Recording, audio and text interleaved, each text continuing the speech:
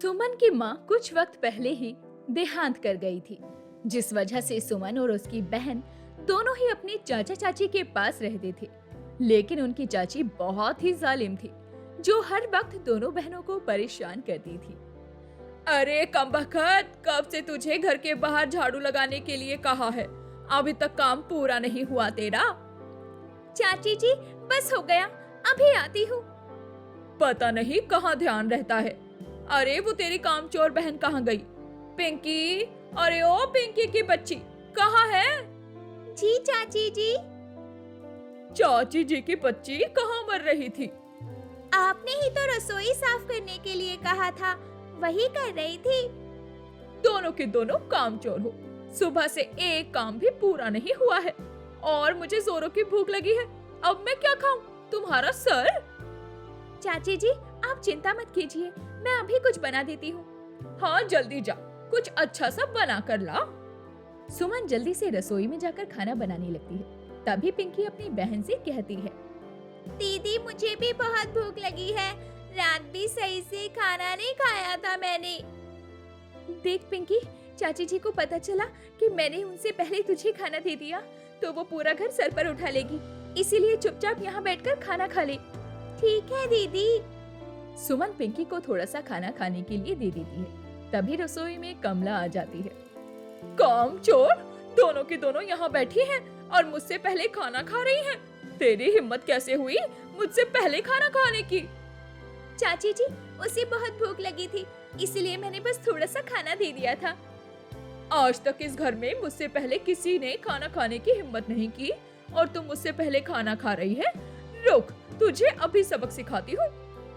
इतना कहकर कमला एक गरम चमचा उठाकर पिंकी का हाथ जला देती है और दोनों बहनों को घर से बाहर निकाल देती है। सर्दी का मौसम था। दोनों बहनें सर्दी में यहाँ वहाँ कांपती हुई घूम रही थी। दीदी, बहुत ठंड लग रही है। हाँ मेरी बहन, मुझे भी बहुत ठंड लग रही है। ऐसा करते हैं, हम जंगल की तरफ चलते हैं, वहाँ लकड़ियाँ जलाकर ठंड से बच जाएंगे। दोनों बहनें वहाँ से जंगल की ओर चल देती हैं, जहाँ उन्हें एक बिल्ली ठंड में कांपती हुई नजर आती है। अरे दीदी देखो, लगता है ये बिल्ली भी हमारी तरह बेघर है, इसको भी बहुत ठंड लग रही है। हाँ, ऐसा करते हैं, इसे भी हम अपने साथ ले चलते हैं। इतना कहकर सुमन जंगल से लकड़ियाँ काटकर एक जगह आग जला लेती है और उस बिल्ली की भी सहायता करती है। उसे ठंड से बचाने के लिए अपने पास गोद में बैठा लेती है। जैसे ही सुबह होती है, वो खुद को एक बहुत ही सुंदर घर में पाती है, जहाँ आराम की हर चीज थी। दीदी, ये हम कहाँ हैं? मुझे भी समझ में नहीं आ रहा। हम तो रात में पेड़ के पास सोई थी, ये घर कहाँ से आ गया? चलो दीदी, बाहर चलकर देखते हैं। दोनों बहनें बाहर जाकर देखती हैं कि ये घर बहुत बड़ा था। तभी उनके सामने एक सुंदर परी आती है और कहती है, दीदी, क्या हम कोई सपना देख रहे हैं? पता नहीं, लेकिन ये किसी सपने से कम भी नहीं है। ये कोई सपना नहीं है, सच है। कल रात तुम दोनों ने जिस छोटी बिल्ली को बचाया था, वो मैं ही थी। मैं एक वन रानी हूँ, जो जंगल में रहने वाले परेशान लोगों की सहायता करती है। यानी ये घर हमारा है? हाँ, ये घर तुम दोनों का है। तुम दोनों जब तक चाहो यहाँ रुक सकती हो। ये तो बहुत अच्छी बात है। फिर तो हमें चाची जी से मार नहीं पड़ेगी और हमें वहाँ नहीं जाना पड़ेगा। क्या मतलब? क्या तुम्हें कोई परेशान करता है?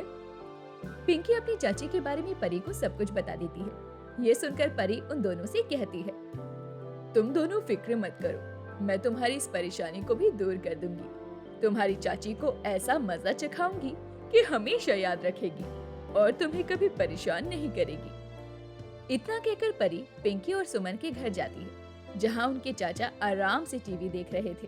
तभी परी भूत बनकर उन्हें बहुत डराती है। हे भगवान, ये क्या हो रहा है? अचानक ये सारी चीजें हवा में कैसे उड़ने लगी? ये सब मैंने किया है। मैं हूँ एक चुड़ैल, जो तुमसे यहाँ बदला लेने आई है। क्या कहा? बदला? भगवान, मैंने ऐसे क्या कर दिया? मुझे छोड़ दो, मुझे छोड़ दो। तुम पिंकी और सुमन को हमेशा परेशान करती हो, इसलिए आज मैं तुम्हें अपने साथ नर्क में ले जाने आई हूँ। नहीं नहीं, आज के बाद मैं उन्हें कभी परेशान नहीं करूंगी, सच में। आज के बाद अगर तुमने उन्हें परेशान किया तो मैं तुम्हें अपने साथ लेकर चली जाऊंगी। फिर हम दोनों मिलकर नर्क में पार्टी करेंगे। नहीं नहीं, मैं कसम खाती हूँ, मैं उन्हें कभी परेशान नहीं करूंगी। मैं उन्हें अपने बच्चियों की तरह रखूंगी। ठीक है, मैं तुम्हारी इस बात पर विश्वास करके यहाँ से चली जाती हूँ, लेकिन ये मत सोचना कि मैं हमेशा के लिए यहाँ से चली गई हूँ। मैं हमेशा तुम्हारे आसपास रहूंगी। जब कभी तुम उन दोनों बहनों को परेशान करोगी, मैं तुम्हें अपने साथ ले जाऊंगी। मैं वादा करती हूँ, मैं कभी भी ऐसा नहीं करूंगी। इतना कहकर परी वहाँ से चली जाती है। पिंकी और सुमन को सब बताती है। पिंकी और सुमन बहुत खुश होती हैं और इस जादुई घर में अपना जीवन व्यतीत करने लगती हैं।